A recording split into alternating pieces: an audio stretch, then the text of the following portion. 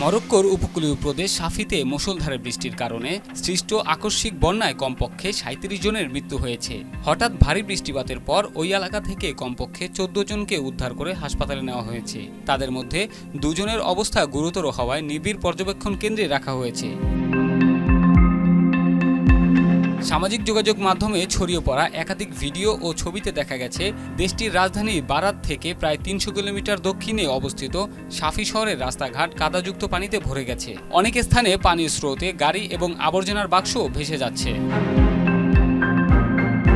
কর্তৃপক্ষের মতে মাত্র ১ ঘন্টার ভারী বৃষ্টিপাতের পর ঐতিহাসিক পুরনো শহরটিতে কমপক্ষে ৭০টি বাড়ি এবং ব্যবসা প্রতিষ্ঠান প্লাবিত হয়েছে।